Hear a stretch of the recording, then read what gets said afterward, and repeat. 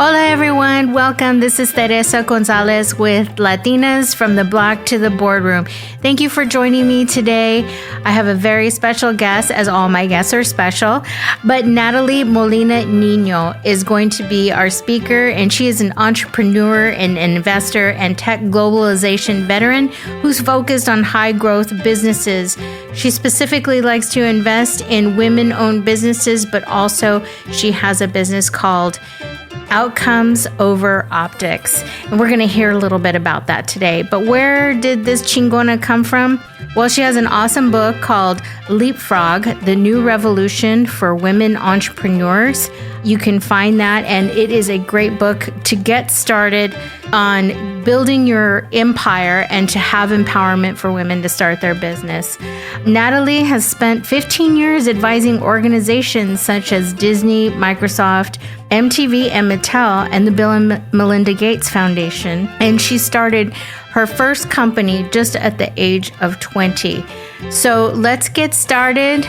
Let's hear this chingona talk about what she's doing around the PPP and the CARES Act and how she wants to help mobilize us in understanding how we can build our communities together.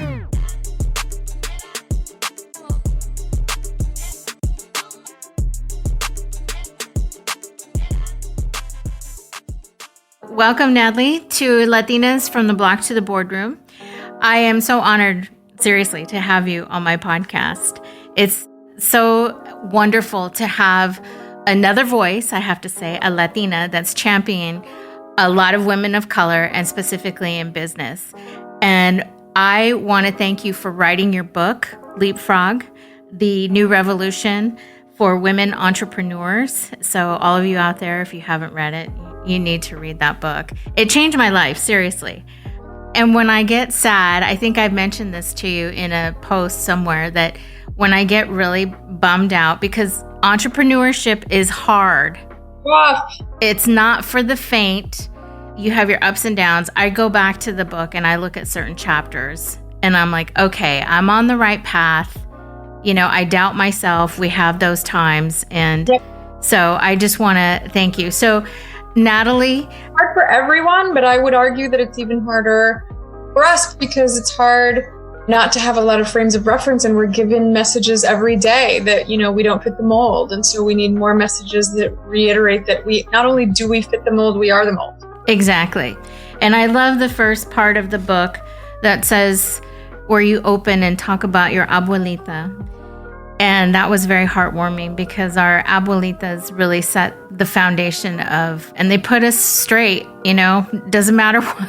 It's either with a, you know, a concha or a taco, or they're going to tell you, look, you're not doing this. And you just listen to your abuelita. Yeah. Right. You know, our matriarchs have the benefit, I think, of that hindsight and maybe a little bit of like the bigger picture, right? Where we're drowning in the day-to-day reality, but they can kind of see where we fit into the big picture. And they're, you know, not everybody, but I think for a lot of us, they have been that guide or maybe even that reminder when we lose our way of sort of where true north is. Right. So I want to bring up patience is not a virtue. And that's how you really open the book. It's like, listen up, ladies, or here's the wake-up call. And not only are you bringing a call to action just for women entrepreneurs, but right now, what's happening during COVID-19 and what has just happened with the CARES Act and the PPP, you are on fire right now. And I want to know that quote for today and with your book. You know, what is it right now where patience is not a virtue? Mm-hmm. And what did you mean by that? And how can you apply it to today? You know, people told MLK he was moving too fast, that change should come in increments, right? It would come over time. And I think that part of what people lose when we sanitize the memory of people like MLK, right, is that we forget that actually the driving force of a lot of what he was saying was, no, I'm not going to, it's not going to be slow, right? It is going to look more like a revolution than an evolution. And I think that's really the feeling that I wanted to bring forward, is the sense of urgency of the fact that we have already been driving the economy. We have already been the force, behind so many entrepreneurial ventures and so many brands, like big ones, Coca-Cola, right? Brands that exist because of the Latina, for example, but especially women of color broadly, right? And I think that where I wanted to put sort of a fire under us is just to say that we've been waiting long enough, right? If anything, if we continue to go at the pace that we're at, and this is a statistic that I think I put in the book, is that, the World Economic Forum said that it'll take 170 years to get to gender parity. Who wants to wait 170 years? Who looks at their daughter and says, Mijita, you're going to have to wait 170 years? Like, the only way that we do right by the people, especially the little girls looking up at us right now, to circumvent the status quo and to be impatient and to say absolutely not 170 years. Yeah, there's no way. And you started in tech, which is the foundation of a lot of, I want to say, closing the wealth gap amongst Latinx, Latinas, just people of color in general. And I've been in tech for 20 years. I've been here in Silicon Valley, but I was not an engineer. I worked more on the go-to-market and strategic partnerships.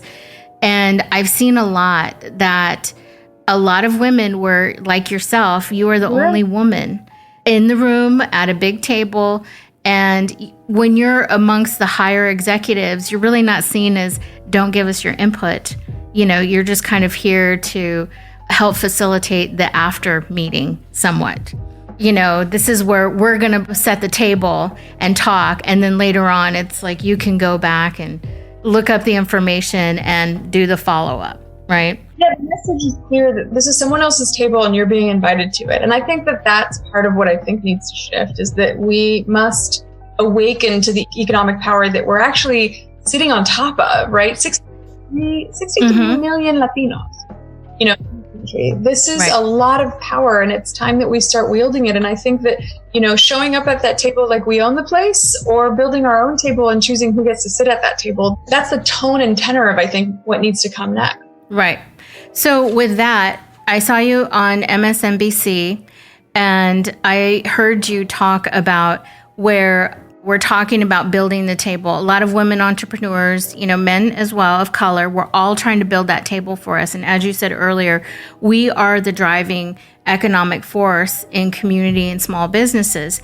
Not only that, I really want to state right now that brown and black people are driving and keeping this economy going right now. I mean, the front line. We drive the economy.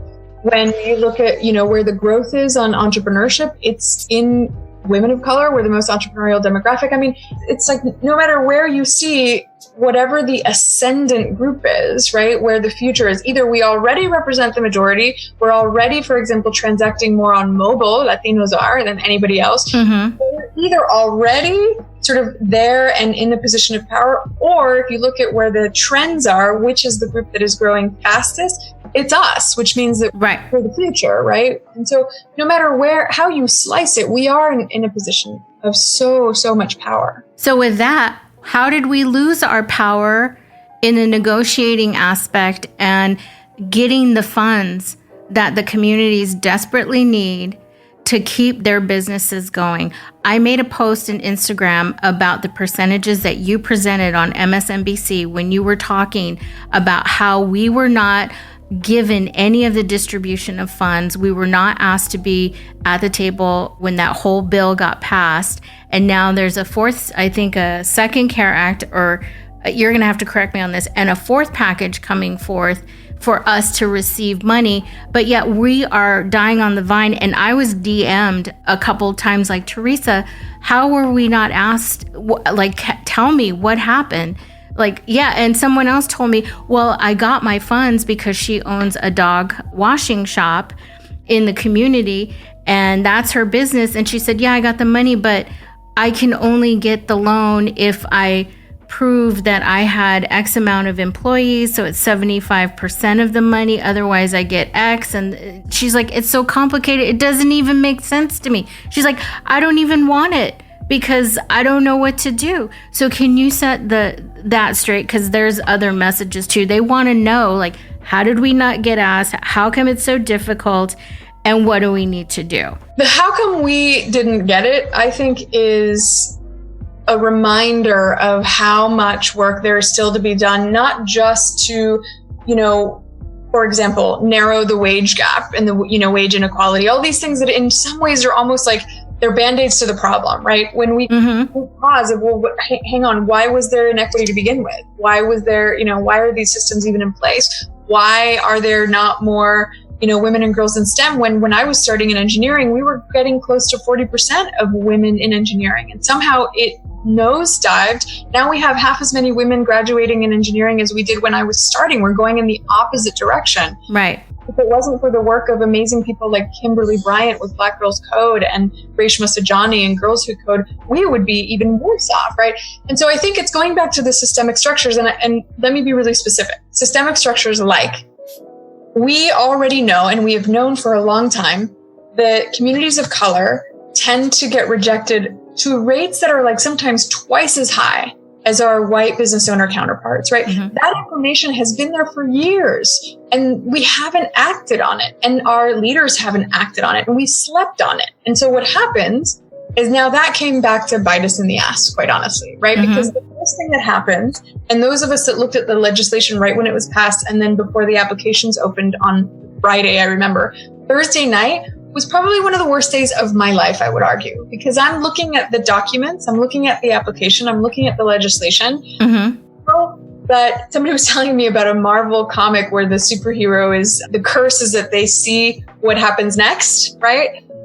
I felt that way. I was looking at all these documents and I was looking everywhere for one line in the legislation that said that banks cannot abuse this, that banks cannot give loans only to their buddies, that banks cannot prioritize people who have more employees or more revenue, all of the things that would go against the spirit of small business support, right? None of that was in the legislation. And by virtue of it being absent, it was very clear to someone like me, and I've never written a law in my entire life, what was going to happen? You give the box keys to the hen house, and then what, you're going to be surprised that all the chickens are dead? Like, come on. Right. Like, it was clear that there were no guardrails put in place for the banks to do anything that we would consider to be behaving badly, right? And so the fact that they did exactly what they were allowed to do, because the legislation provided absolutely no guardrails and no sense that they would even be punished if they did something that went against the spirit, it's no surprise to me what happened next, right? And so you had big companies, like think about Shake Shack. They had 2,000 employees that they fired before they took the PPP. Now they gave it back. But it's common sense. If you have 2,000 employees to fire, you're not a small business. Right. And wasn't there a stipulation that you had to have under 500 employees? But there were exceptions. Oh my God. The loopholes were built in from the beginning for all of these people to take advantage. And guess what else there was an exception for? For construction companies. And construction companies are not even asked to stop working. So they weren't even a category of companies that were, worst impacted, because they are free to continue doing construction. They were never asked to stop, right? And so they should have been excluded from the legislation altogether. But we have somebody occupying the White House who is a real estate developer. So is it shocking that the majority of PPP went to construction companies and hotel owners and people who, again, they took advantage of the systems that were already in place. The other thing that happened, which was huge, that was going back to the fact that, people of color get very few loans, is that the banks, the first thing they did was they limited who they would take applications from to only people that they had an existing lending relationship with, which was really frustrating, because you have, I'm sure, people that you and I know who are like, I've been banking with Bank of America for 10 years. How come they're not accepting my application? And it's like, well, a banking relationship is not enough. They specifically stipulated that it had to be a lending relationship. So unless you have a business loan, a line of credit, some other lending relationship with Bank of America, they weren't even paying attention to you. That was their policy. And again, the legislation was written to allow that. And so we don't get loans from big banks. We've known that for decades. And then, unless they're predatory. And so, I said this in a webinar yesterday, like, you can't have a pool party that for years and years and years was whites only, and then tell me that you're surprised that no Black and brown people showed up to your pool party. That's what we're hearing. That's what we're experiencing right now. It's, the systems were already in place. And then what happened was this perfect storm of taking the already broken systems that were not serving us and now multiply it by $259 billion of PPP in the first round, and then $210 billion in this next round.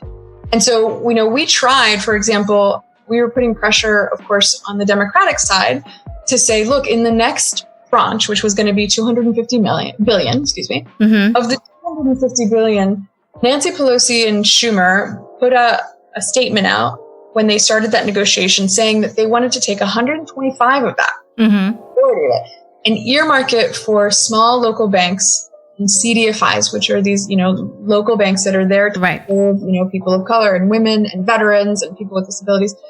And where they ended up, just to give us all a sense of the negotiating abilities of our representatives, where they ended up at the end of the day was that 250 total PPP grew.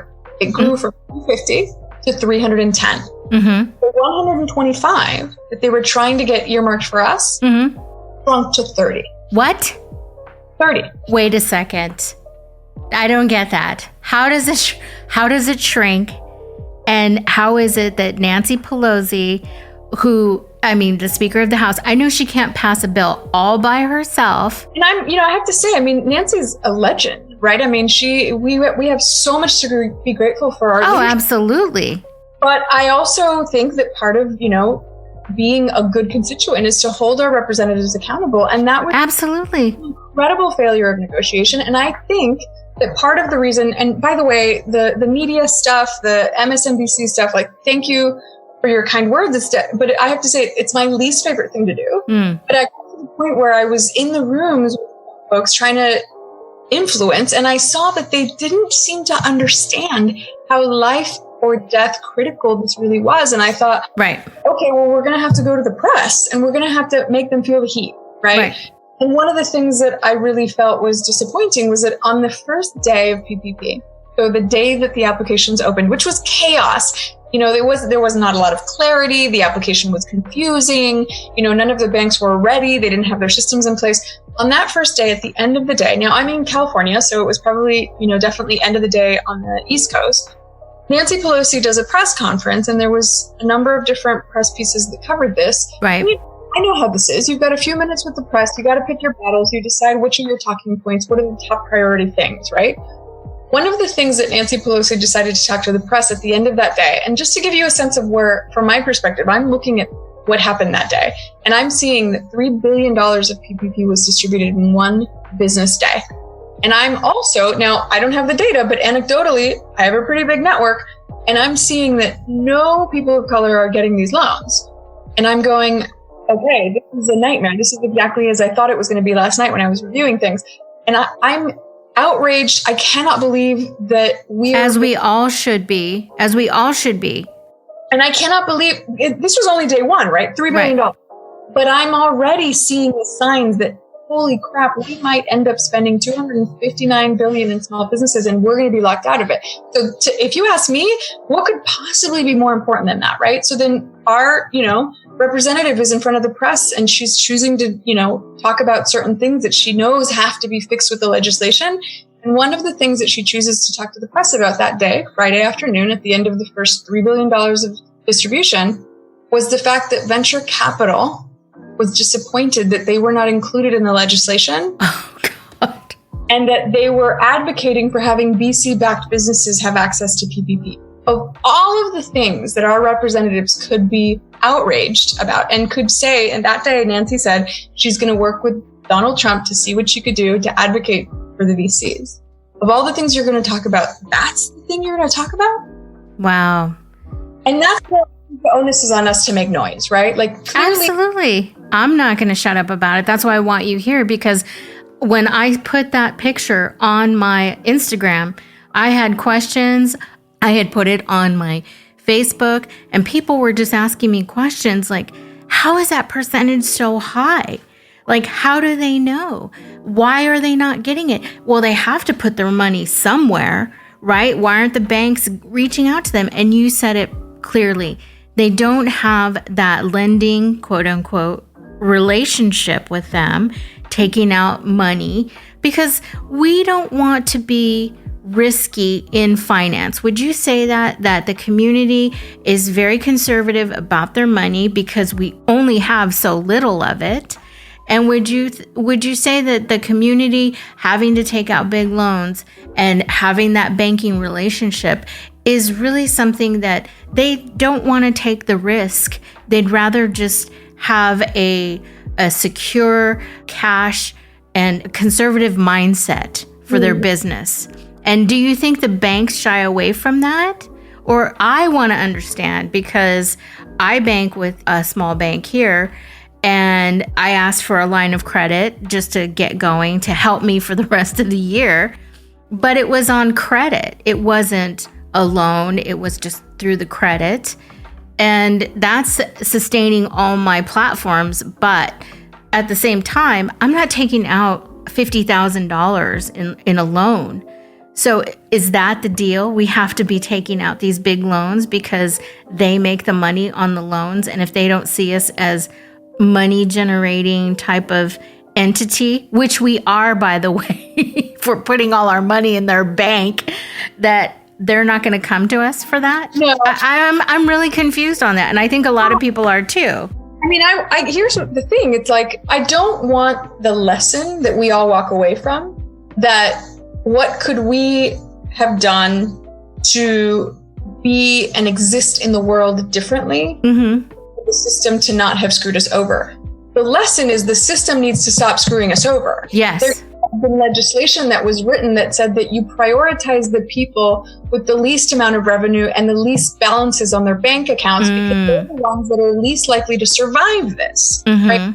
So the whole legislation should have been written differently. And then it shouldn't have been distributed by the banks at all, in my opinion. It should, as I said, I think on MSNBC on Sunday, the U.S. government have absolutely no problem collecting taxes from us. Even absolutely not. Nope. We're undocumented. There is no problem. Even if you live in a rural, middle of nowhere town where nobody, even gets to you and the post office has a hard time getting you mail, they will collect your taxes. You're going to tell me that same U.S. government can't reverse that? And the same people that paid you taxes can't have that money reversed to them? So this idea that distribution is challenging or that it was somehow insurmountable, I don't believe it.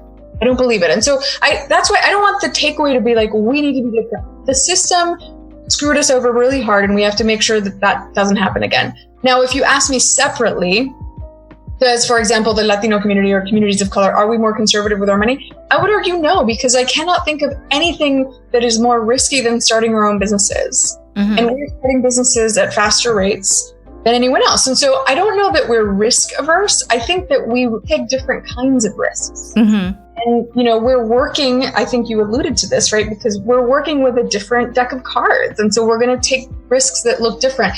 Is there room in our communities for education around debt? Absolutely. There's a chapter in my book that says debt is not a four-letter word. And the reason for that is because I do think that, to your point earlier, we have been victims of predatory loans. We were taken advantage of during the mortgage crisis. We have reason, good evidence-based reason to be skeptical about predatory loans. And as a result, I think that makes us a little bit gun shy. And there has to be definitely an evolution and an education process within our communities to understand that there's bad debt. Absolutely, there's bad debt. And there's good debt. And there's the kind of debt that is really great to use when you're looking to double, triple, quadruple the size of your company, for example, right? These are strategies to help you move forward. And provided that you get good terms, provided you have good relationships with your banks, provided all these different things, it's definitely something where we stand to get some education and grow for sure. But that doesn't mean that we should not have been the primary recipients of the stimulus. I feel like those are kind of two different things.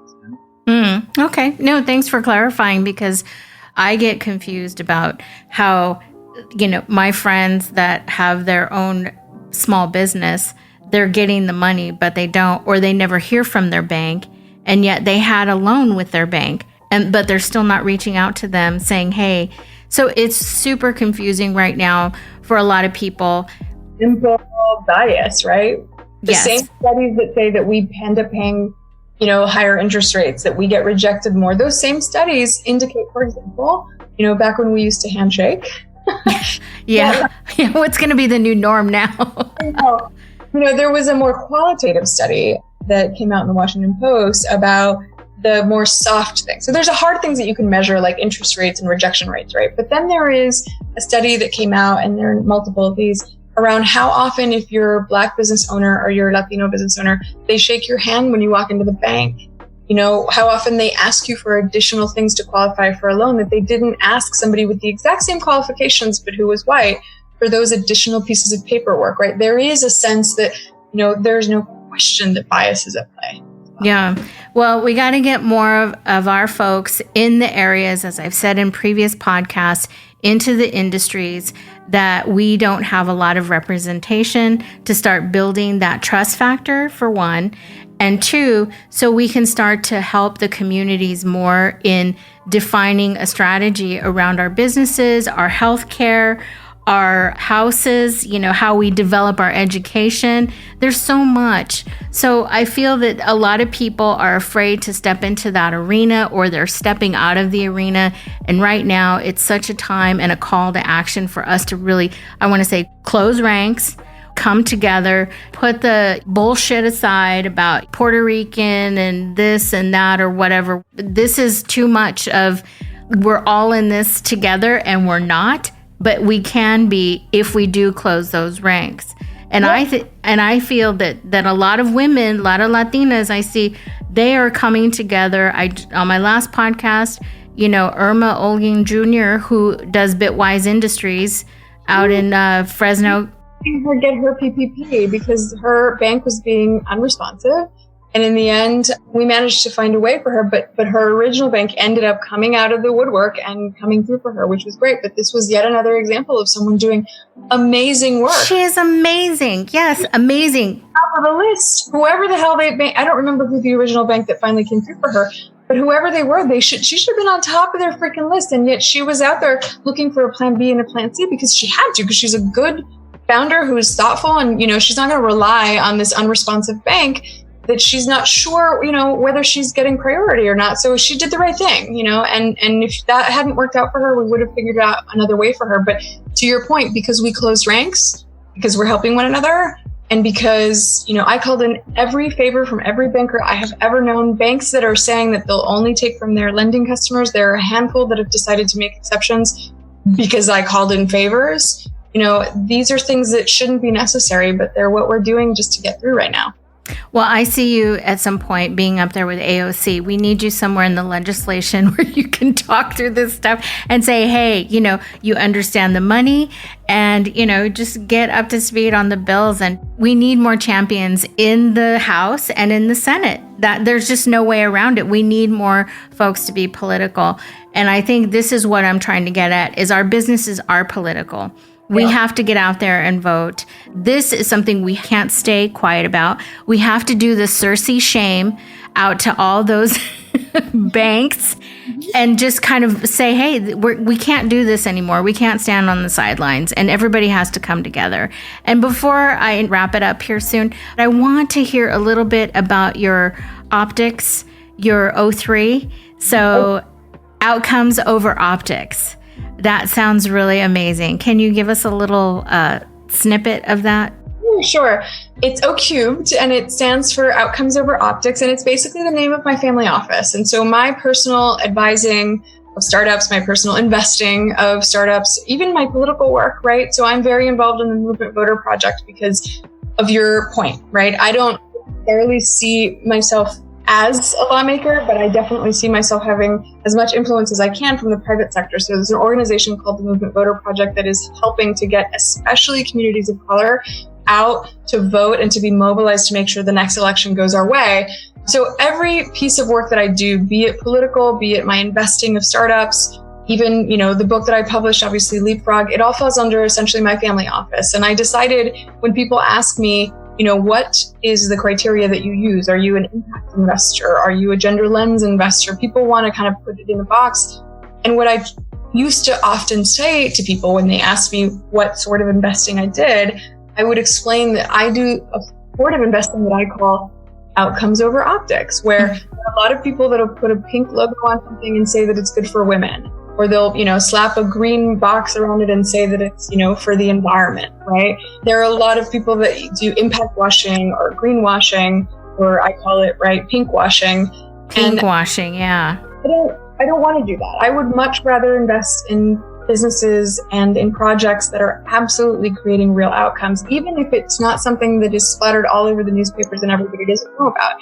And I talk about that, for example, when I invest in companies that benefit women, people will always assume that that means I invest in women founders. And the truth is my network is heavy, obviously, on women founders. Mm-hmm. So I will probably always disproportionately invest in women founders. But the reality is if I'm choosing between a company, for example, nothing wrong with this company, by the way.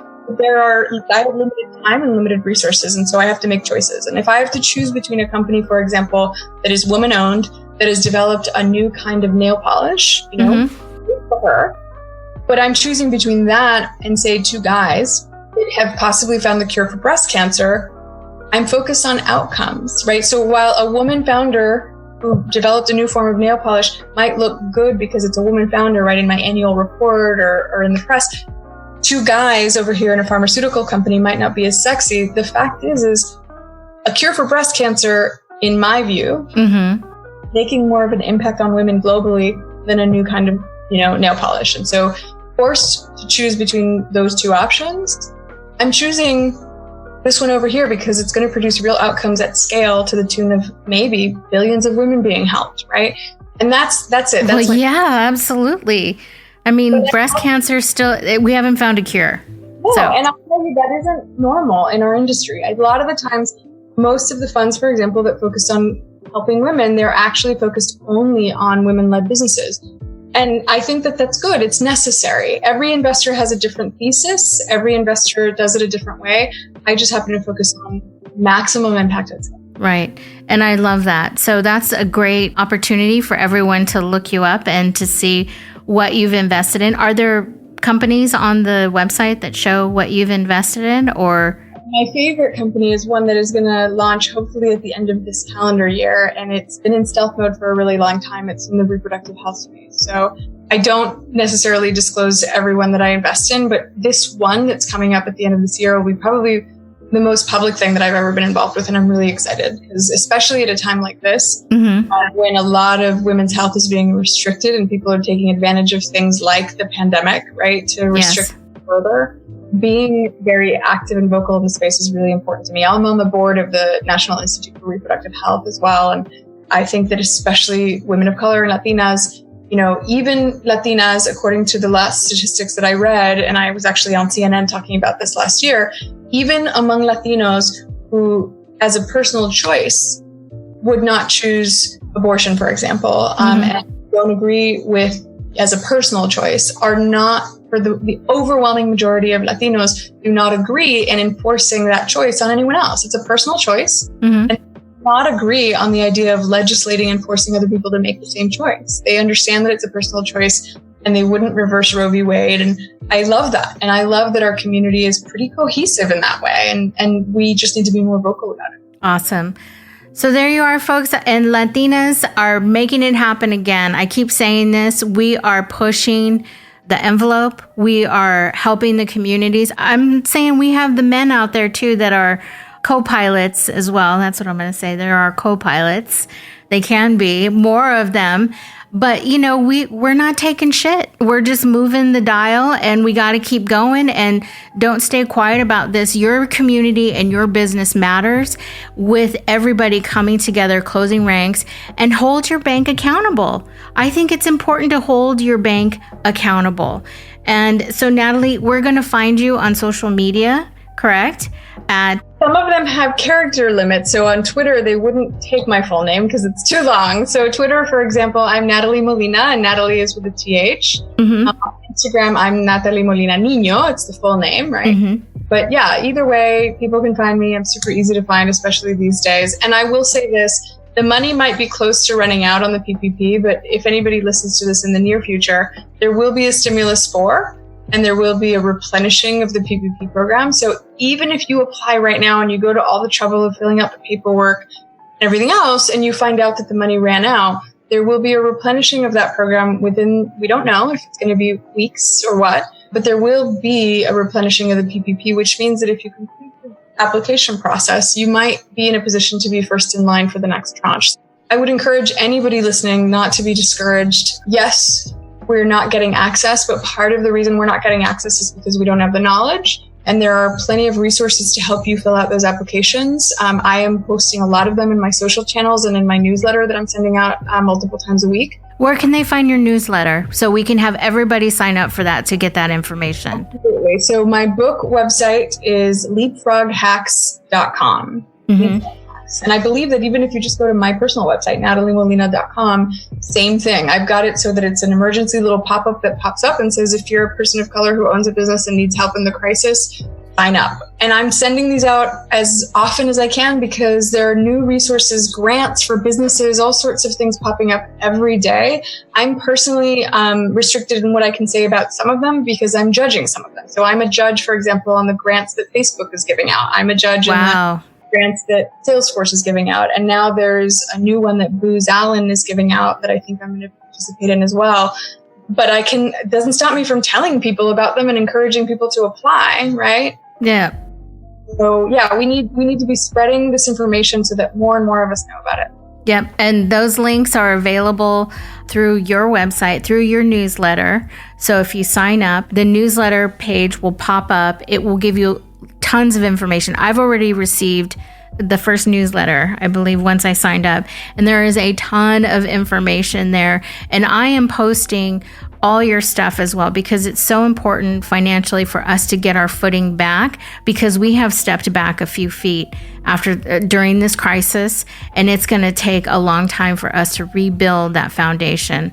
So, Nathalie, I just want to, thank you so much for being on the podcast. Is there anything you'd like to say? Yeah, what I would like to say, I guess, is it starts off negative, but I promise I'll end positive. And that is... No, it's okay. Yeah. I don't think when people are saying, recover from the recession, bounce back, rebuild, I think that what that tells me is that there are a whole slew of people who, for the most part, don't understand the magnitude of what's about to happen, right? Our analysis is that, over 40% of Black-owned businesses are gone and they're not coming back. And I have one analysis about 50% of Latino small businesses gone and not coming back. That is so catastrophic. Mm-hmm. That's not bouncing back from a recession. That's almost like building over, right? And the opportunity there is to build over and do it right? And to legacy systems are gone, new systems get created. And I guess I want to give our community, especially, the knowledge that it's okay. It's okay if you've got to start over. It's okay if in order to start over, you can't go and continue where you left off. Mm-hmm. There are going to be millions and millions of business owners who have to go back, for example, into the traditional workforce because their business is not something that they can just reopen tomorrow, right? And so there are going to be massive amounts of people who are going to have to upskill. I think about somebody who owned a thriving restaurant and then it's gone, right? And maybe they've been out of the traditional workforce for 10 years while they owned that restaurant. And now technology has changed. A lot of things have changed. And so going back into that workforce is going to be a challenge. And we have to be, I think, patient with ourselves. We have to forgive ourselves. This wasn't our fault. And we just have to be, as you said, in community, close ranks and support each other. Yeah. I don't know how you hold it together. I just cry and I get mad, but I'm starting to control my emotions a little bit more. And move on. You just got to keep going forward and move on and help those and bring those that you can with you. And I love that you're doing that. And I'm giving more women that platform. And I want to keep hearing it. I want to spread the word. I want it to grow and how we can all help each other. So thank you so much, Nathalie. I hope we stay in touch. And yes, thank you. And I'll be in touch and send you a copy afterwards. Okay. Thanks, Nathalie. Take care. Okay, bye. Thank you for joining us today on Latinas from the Block to the Boardroom. I want to thank Nathalie so much for joining us today. Again, you can find her on all social media handles at Nathalie Molina Nino on Instagram, Facebook, and Twitter. And don't forget about her book, Leapfrog, The New Revolution for Women Entrepreneurs. I think that this is a very special time for us to all come together. And as Nathalie said, this is our time, and let's make things happen. So thank you once again. And don't forget to subscribe at Latinas from the Block to the Boardroom, which is latinasb2b.com, and subscribe on all your podcast platforms. Gracias.